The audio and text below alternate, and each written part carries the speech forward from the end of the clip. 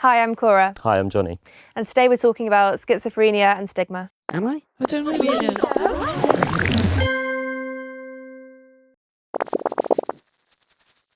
So have you had any experience of stigma surrounding mental illnesses? I guess the stigma that I've had is people saying to me, oh, you don't look like someone that might have a mental health issue. That's just really frustrating. I mean, you wouldn't say that to anyone that had, say, cancer. Cancer can affect anyone at all. And it's the same with mental illness. Yeah. It can affect absolutely anyone. Yeah, because I think we see the Hollywood representation of things a lot of the time. And do you think that's really impacting on the way people perceive things like schizophrenia? Yeah, absolutely. I mean, if you look at something like Hollywood, the films aren't exactly very inspiring or uplifting or positive when it comes to mental health issues. If you look at a film like Girl Interrupted, everyone there, is just really, really unwell. And there's so many people out there that are, particularly young people, that are living and functioning and doing so well with mental health diagnosis. But yeah, we rarely get to see and hear from those people, which is such a shame, because that just creates even more stigma.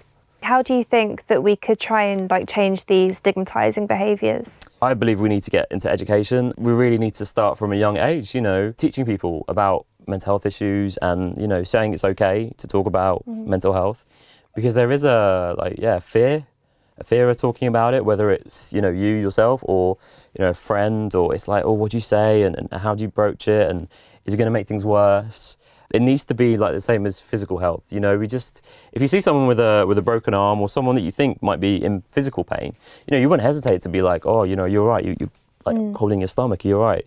But when you think that someone's going through maybe, some sort of mental health difficulty like depression or anxiety, there's a lot more kind of fear around it. Yeah. And that needs to change. And yeah, it needs to start in schools really, and just making it okay to talk about mental health the same as physical health. Yeah, that's absolutely right. And I think possibly one of the problems is people not knowing how to talk about it, the kind of language they're supposed to use. Yeah, and again, that's why we need it in schools. We need it. When I was growing up, when things started happening to me, I didn't know how to vocalize it or I just didn't understand what was happening to me. As a result, I waited such a long time to go and get help and to really admit that I was struggling, because I didn't have the language, but also because I was embarrassed and ashamed. I was like, I shouldn't be feeling this way, I shouldn't be feeling this way.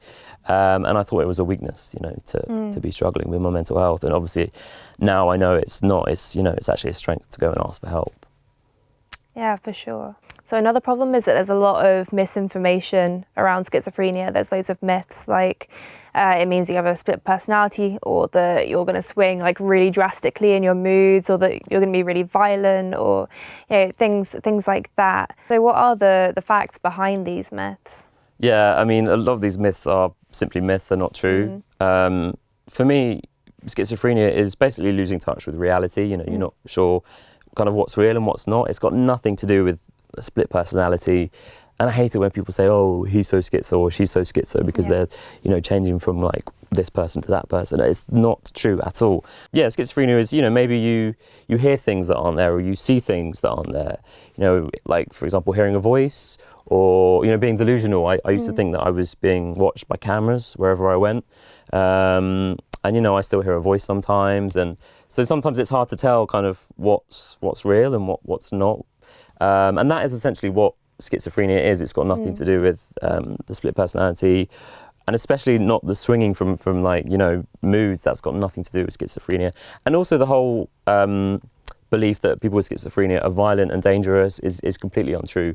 It's very, very rare that people with schizophrenia are violent. And the truth is that people with schizophrenia are much more likely to be victims of violence than actual perpetrators of violence. But yeah, you never really seem to see that.